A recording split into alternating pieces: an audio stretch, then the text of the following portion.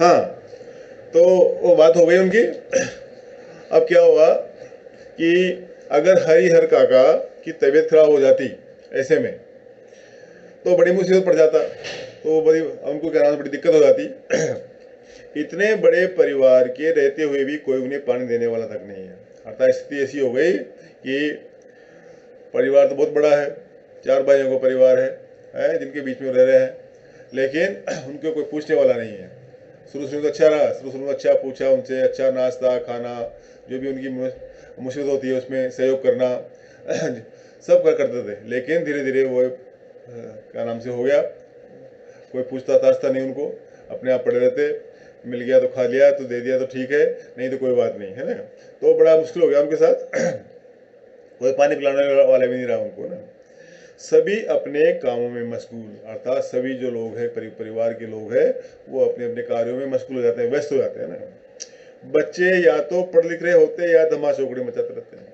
छोटे बच्चे हैं जो बुजुर्गों काम करते हैं घरों में, है कभी कभी, तो वो या तो अपनी पढ़ाई में लगे रहते, या पढ़ाई नहीं करते तो धमा चौकड़ी धमा करते रहते हैं, मस्ती करते रहते। इस तरह का काम होता है। मर्द खेतों पर गए रहते, और जो उनके जो भाई है, जो मर्द है बड़े, वो क्या नाम से खेतों पर अपना काम संभालने चले जाते हैं। औरतें हाल पूछने भी नहीं आती, अर्थात जो उनकी पत्नियां हैं वो कोई हाल चाल नहीं पूछती उनसे, कुछ भी नहीं पूछती, अपने में मस्त रहती हुआ ना। दालान के कमरे में अकेले पड़े हरिहर काका के स्वयं उठकर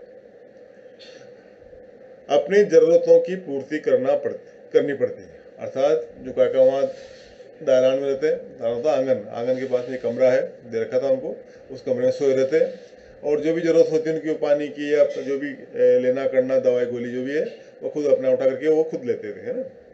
ऐसे वक्त अपनी पत्नियों को याद करके हरिहर काका की आंखें भर आती। ऐसे समय में उनको अपनी पत्नी याद आती, और अपनी पत्नी को याद करते रोते कि आज मेरी पत्नी होती तो मुझे इस तरह से उठना नहीं पड़ता, मेरा ध्यान रखती, मेरा इस क्या नाम से सब तरह से ख्याल रखती। इस प्रकार से वो अपनी पत्नियों को याद करके और रोते हैं। उनकी आंखें भर आती, मतलब रोना आ जाता उनको ना। भाइयों के परिवार के प्रति मोहभंग की शुरुआत इन्हीं क्षणों में हुई थी। अर्थात धीरे धीरे ऐसा होता रहा, तो अपने जो भाई है उनसे मोह भी उनका इस तरह से भंग होता रहा, दूरियां बढ़ती रही है, और यही शुरुआत थी उनकी यहीं से। और फिर एक दिन तो विस्फोट ही हो गया। क्या विस्फोट हुआ है आप आपको कहानी बताएंगे बढ़िया है, किस प्रकार से उनकी जो विस्फोट होता है, किस प्रकार से मोह भंग होता है, और किस प्रकार से वो अलग होते हैं। सारी जो कहानी है किताब की, वो यहाँ वहाँ से शुरू होती है। जो सारा जो लफड़ा है वो क्या नाम से इस पुस्तक में दे रखा है, वो यहीं से शुरू होता है। उस दिन हर काका की सहन शक्ति जो परिवार, फिर एक दिन तो विस्फोट हो गया। क्या हुआ, उस दिन हरिहर काका की सहन शक्ति जवाब दे गई। अर्थात जो बर्दाश्त कर रहे थे, जो सहन शक्ति उनके अंदर थी, कोई बात नहीं थी, कोई पानी पिलाया तो ठीक है, दवाई दी तो ठीक है, कोई ध्यान रखा तो ठीक है, नहीं रखा तो ठीक है, चल रहा था। लेकिन एक दिन तो गजब हो गया है। क्या गजब हुआ, उस दिन शहर में क्लर्की करने वाले भतीजे का एक दोस्त गाँव आया था। अर्थात जो उनका भतीजा था वो शहर के अंदर अपने पास नज़दीक के अंदर काम करता था, सरकारी क्लर्क था। वो गांव आया तो उसका दोस्त भी उसके साथ साथ गांव आया। आते ही गांव में चल भाई हमारे गांव चल, गांव दिखा के लाते हैं तुझे, गांव का जीवन कितना अच्छा होता है, कितना सुंदर होता है। इस प्रकार से जो उनका दोस्त है उस मित्र के साथ वो गांव आया था। उसी के आगमन के उपलक्ष्य में 2-3 तरह की सब्जी, बचके, चटनी, रायता आदि बने थे। जब वो आया तो क्या नाम से उसके ये अच्छा खाना बना, रायता बनाया, पूड़ी बनाई, खीर बनाई, बचके बनाए, और चटनी बनाई, 4-5 तरह का खाना उनको मिला। बीमारी से उठे हरिहर काका का मन स्वादिष्ट भोजन के लिए बेचैन था। और उससे पहले जो काका बीमार थे, बीमार से उठने के बाद आदमी का खाने का मन करता है, थोड़ा स्वाद बिगड़ जाता है, और बीमार से उठता है व्यक्ति तो उसका स्वाद कुछ अच्छी चीज़ खाने के लिए बढ़ता है। तो उनको खुशबू आ रही थी, माल बन रहा था घर में, खाना वाना बन रहा था, व्यंजन बन रहे थे, उनकी सुगंध उन तक आ रही थी। तो वो क्या नाम से बेचैन थे कि आज तो अच्छा खाना मिलेगा है।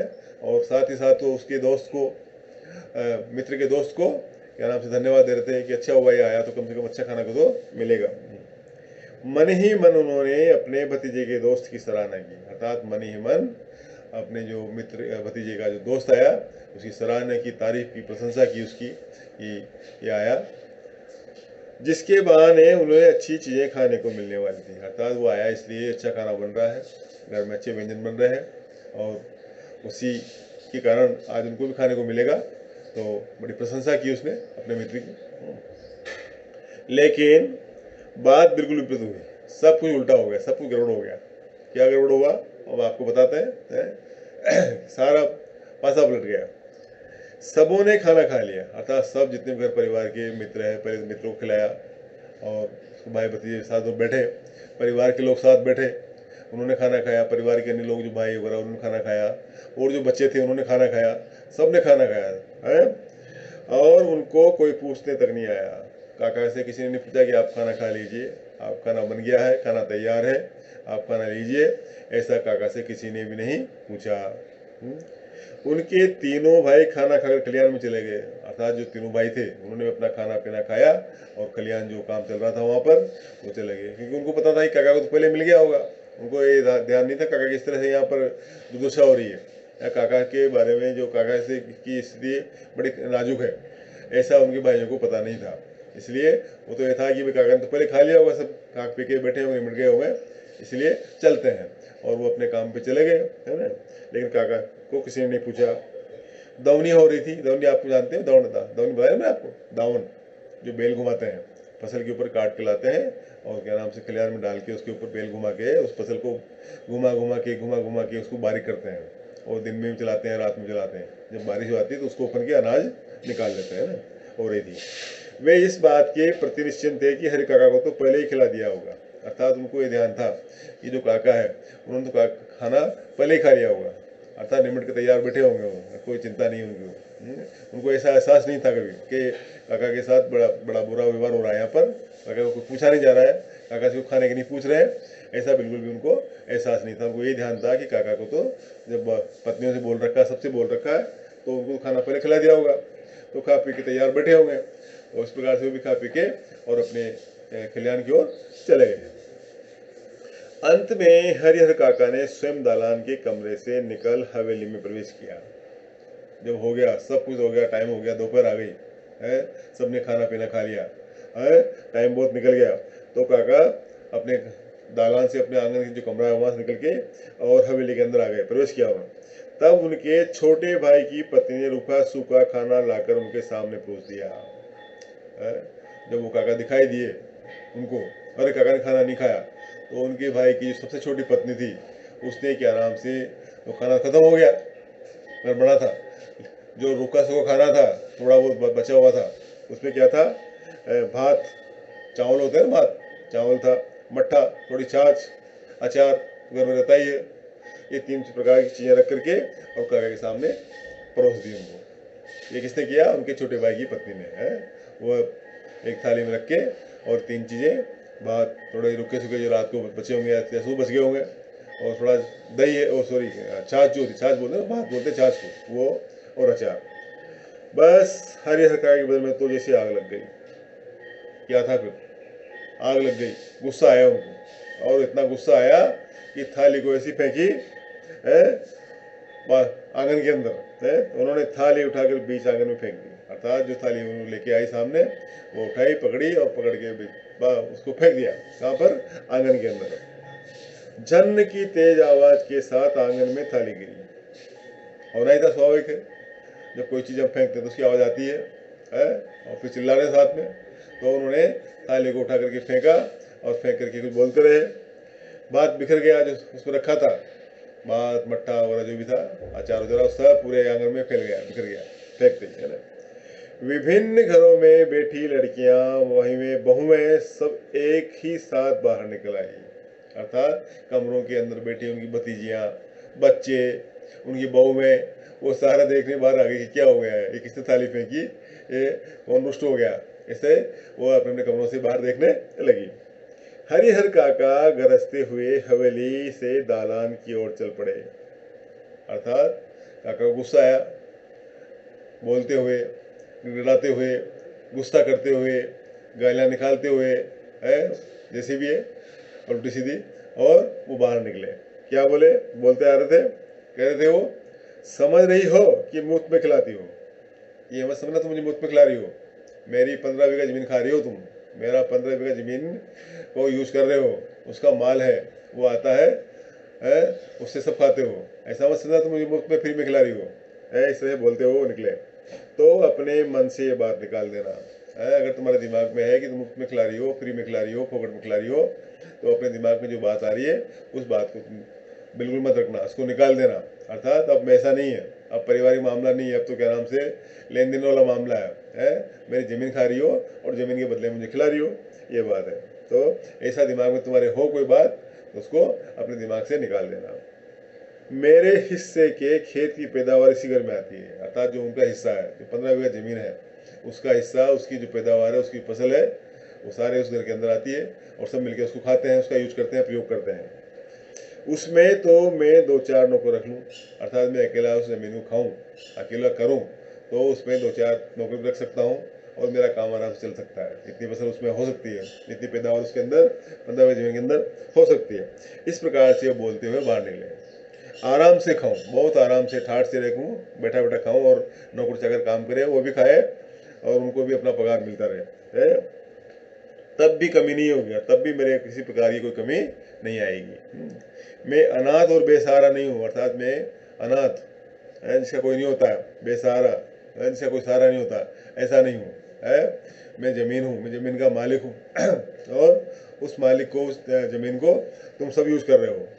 मेरे धन पर तो तुम सब मौज कर रही हो, अर्थात जो मेरा ज़मीन है, उस ज़मीन पे क्या नाम है तुम सब मौज कर रही हो, सब खा रहे हैं, पूरा परिवार खा रहा है, घर खा रहा है? ऐसा नहीं है कि मैं अनाथ हूँ, बेसहारा हूँ, और मुझे तुम फ्री में खिला रही हो, मुफ्त में खिला रही हो, ऐसा बिल्कुल नहीं है? मेरे माल पर, मेरी चीज़ पर के बदले तुम मुझे खिला रही हो।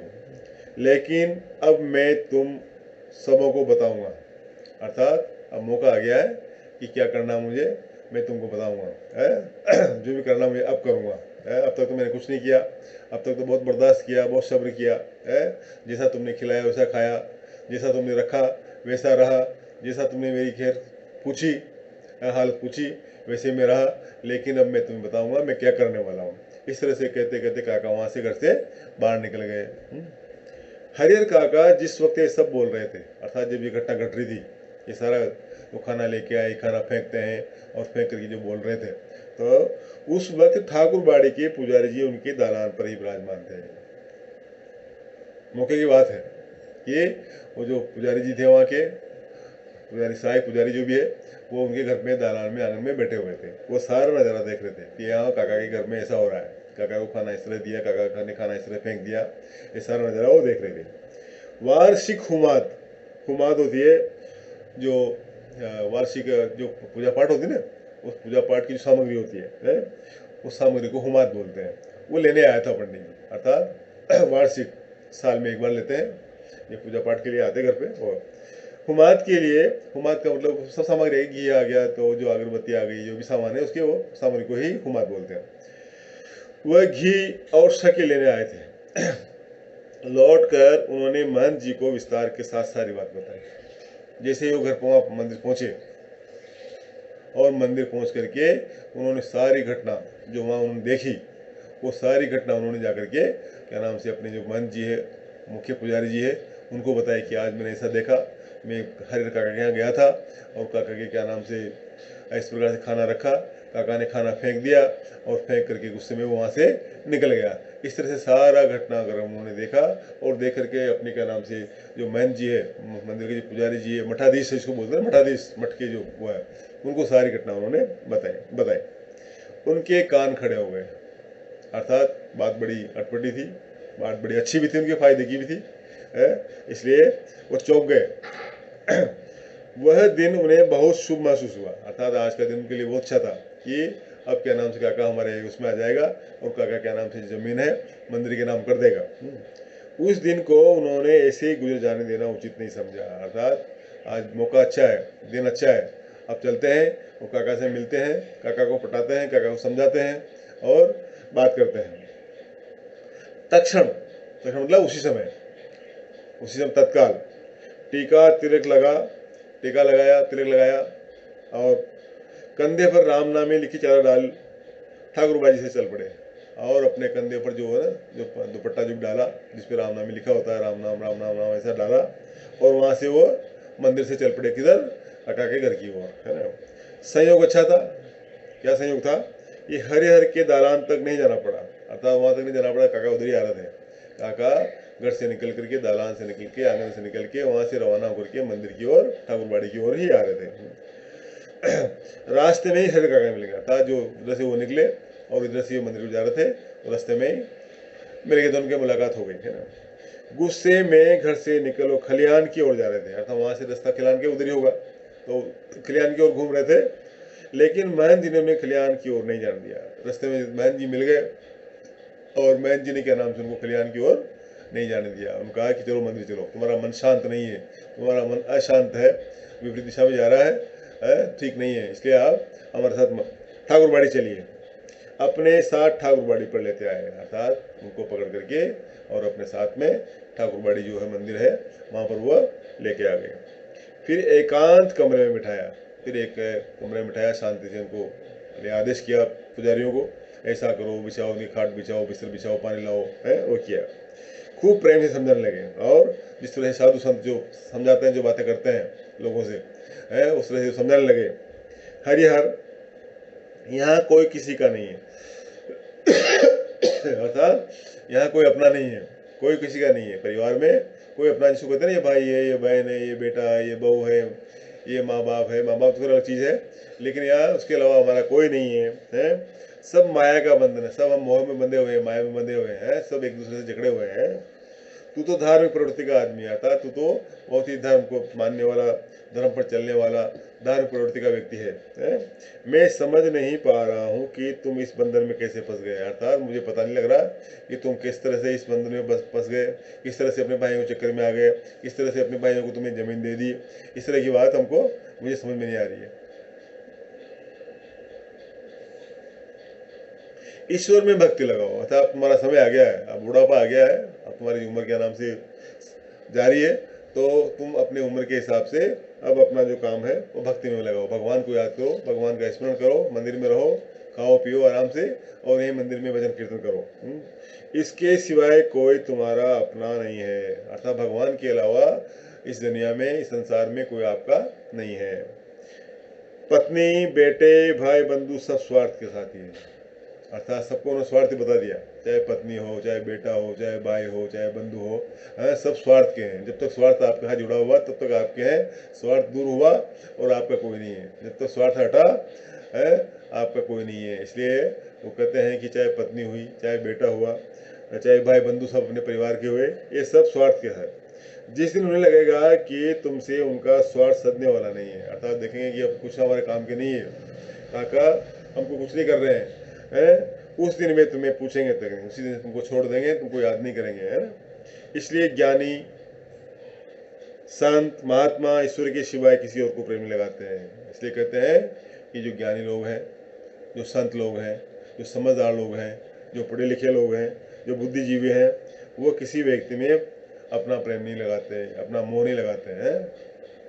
तुम्हारे हिस्से में 15 बीघे खेत है, अर्थात तुम्हारे हिस्से में तुम 15 बीघे जमीन के मालिक हो, उसी के चलते तुम्हारे भाई के परिवार तुम्हें पकड़े हुए हैं, अर्थात उसी कारण से, उस जमीन के कारण ही तुम्हारे भाई और तुम्हारे भाई का परिवार तुमको पकड़े हुआ है, तुमको खाना दे रहा है, तुमको रख रहा है।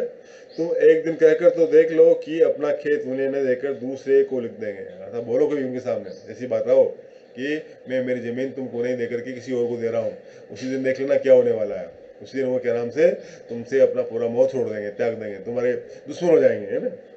वह तुमसे बोलना बंद कर देंगे, तुमसे बातचीत करना भी बिल्कुल बंद कर देंगे। खून का रिश्ता खत्म हो जाएगा, जिसको कहते हैं खून का रिश्ता, अपने परिवार का रिश्ता, भाई का रिश्ता, परिवार का रिश्ता, माँ बाप का, एक ही माँ बाप की संतान है, वह सब टूट जाएगा। तुम्हारे भले के लिए मैं बहुत दिनों से सोच रहा था, अर्थात मेरे मन में तुम्हारे प्रति बहुत दिनों से सद्भावना थी, इस तरह की बातें मैं कर रहा था, लेकिन संकोचवश कह नहीं रहा था, लेकिन मन में संकोच था कि हर का क्या समझेगा, क्या सोचेगा कि ये अपने मतलब के लिए बात कर रहे हैं, लेकिन ऐसी बात नहीं है। आज कह देता हूँ, तुम अपने हिस्से का खेत ठाकुर जी के नाम लिख दो, अर्थात मेरे मन के अंदर क्या बात थी, जो मन की बात थी वो मैं आज तुमको बताता हूँ कि तुम्हारे नाम की जो जमीन है, तुम्हारे जो नाम जमीन है 15 बीघा, उसको ठाकुर जी के नाम कर दो। सीधे बैकुंठ को प्राप्त हो गए, अर्थात तुमको बैकुंठ होता है जहाँ भगवान विराजते हैं। बैकुंठ कहते हैं जहाँ पर ईश्वर का निवास होता है, जहाँ भगवान खुद रहते हैं, अर्थात तुमको बैकुंठ मिलेगा, बैकुंठ में रहना मिलेगा तुमको। तीनों लोक में तुम्हारी कीर्ति जगमग उठेगी, अर्थात तीनों लोग, धरती पर, आसमान, पाताल जो भी है, यहाँ पर तुम्हारा नाम जाना जाएगा, तुम्हारी ख्याति फैल जाएगी कि हरिहर काका ने ऐसा किया। हरिहर काका ने 15 बीघा जमीन मंदिर के नाम कर दी, अर्थात वहाँ पर पंडित जी का लालच आ गया कि 15 बीघा जमीन आएगी तो मंदिर के नाम तो मजे करेंगे सब बैठ के, है ना। जब तक चांद सूरज रहेंगे, अर्थात जब तक सृष्टि रहेगी, चंद्रमा रहेगा, सूर्य रहेगा, तब तक तुम्हारा नाम रहेगा, तुम्हारे लोग गीत गाएंगे, तुम्हारे नारे लगाएंगे, है तुम्हारा नाम गुंजायमान रहेगा। जब तक लोग तुम्हें याद करेंगे, अर्थात तब तक लोग तुमको पूछते रहेंगे, तुम्हारा नाम रहेगा संसार के अंदर। ठाकुर जी के नाम पर जमीन लिख देना, तुम्हारे जीवन का महादान होगा। अर्थात दान तो सब करते हैं, छोटा मोटा, लेकिन अगर तुम ठाकुर जी के नाम तुम्हारी जमीन, तुम्हारे जो हिस्से की जमीन है वो लिख दोगे तो दान नहीं महादान होगा, और ये महादान हमेशा याद किया जाएगा। इस महादान को लोग हमेशा याद करेंगे। साधु संत तुम्हारे पाँव पखारेंगे, अर्थात जो मंदिर के जो साधु है, महात्मा, संत है, पुजारी है, वो हमेशा तुमको तुम्हारे पैरों में वो स्पर्श करेंगे। सभी तुम्हारा यशगान करेंगे, अर्थात तुम्हारा यशगान, तुम्हारी ख्याति, तुम्हारा नाम, उसका गीत गाएंगे। तुम्हारा ये जीवन सार्थक हो जाएगा, अर्थात तुम जो ऐसा काम कर दोगे, यदि इस अपनी ज़मीन को मंदिर के नाम लिख दोगे तो तुम्हारा यशगान होगा, तुम्हारा नाम होगा, तुम्हारा जीवन सार्थक हो जाएगा, सफल हो जाएगा, है। तुमको हमेशा हमेशा जीवन भर, जब तक सूरज चांद रहेगा तब तक लोग याद करेंगे। अपनी शेष जिंदगी तुम इसी ठाकुरबाड़ी में गुजारना, और यहाँ रह करके और ठाकुरबाड़ी में रहना, खाना पीना आराम से, है, इस तरह की बात कर रहे हैं। तुम्हें किसी चीज़ की कमी नहीं होगी, अर्थात जो तुम मांगोगे वो चीज़ तुमको मिलेगी, कोई चीज़ तुमको कोई मना नहीं करेगा। जैसे आवाज़ लगाओगे तुरंत दौड़ते हुए तुमको लोग वो चीज़ पहुंचाएंगे। एक मांगोगे तो 4 हाजिर की जाएगी, अर्थात एक की जगह 4 मिलेगी, है। इस प्रकार से वो उनको समझा रहे हैं, उनको अपने वश में कर रहे हैं कि ज़मीन अपने नाम कर दे। हम तुम्हें सिर आंखों पर उठाकर रखेंगे, अर्थात हम तुम्हारा हमेशा आदर करेंगे, सिर आंखों पर रखेंगे, तुम्हारा सम्मान करेंगे। ठाकुर जी के साथ साथ तुम्हारी आरती भी लगाएंगे, जैसे भगवान की आरती लगाई जाती है, आरती की जाती है, उसी हिसाब से तुम्हारी आरती भी हम सब गाएंगे। भाई का परिवार तुम्हारे लिए कुछ नहीं करेगा, अर्थात जो भाई तुम्हारे जो केवल जमीनी कारण तुम्हारा कर रहे हैं, तुम्हारी सेवा कर रहे हैं, वो तुम्हारे लिए कुछ भी नहीं करेंगे। पता नहीं पूर्व जन्म में तुमने कौन सा पाप किया था कि तुम्हारी दोनों पत्नियां अकाल मृत्यु हो गई, अर्थात वो कह रहे हैं, अभी बता रहे हैं कि तुमने ऐसा पता नहीं कौन सा गलत काम किया था या कौन सा पाप का काम किया था जो तुम्हारी पत्नियां तुमको छोड़ करके चली गई, अलग हो गई। तुमने औलाद का मुंह तक नहीं देखा, तुम्हारी कोई औलाद नहीं हुई, संतान नहीं हुई, है। अपना ये जन्म तुम अकारत, अकार होता है बेकार, अकार यानी बेकार, बेकार में न जाने दो, है। इसको कुछ योगदान करो, अर्थात तुम्हारे पास कुछ है, जमीन है, उसको मंदिर को दान करो। ईश्वर को 1 वर दोगे तो 10 पर पाओगे, अर्थात भगवान को थोड़ा सा दोगे तो बहुत सारा तुम पाओगे, 1 दोगे 10 तुमको मिलेगा। मैं अपने लिए तो तुमसे मांग नहीं रहा हूँ, अर्थात मैं अपने स्वयं के लिए तो कुछ तुमसे मांग नहीं रहा हूँ, जमीन वगैरह, है। तुम्हारा ये लोक और परलोक दोनों बन जाए, इसकी राह मैं तुम्हें बता रहा हूँ, अर्थात तुम्हारा जीवन है अच्छा हो जाए, बढ़िया बन जाए, ये लोग भी सुधर जाए और परलोक यहाँ जाने के बाद भी ठीक हो जाए, ये बात मैं तुमसे कह रहा हूँ। ठीक है बेटा, इतना काफ़ी आज।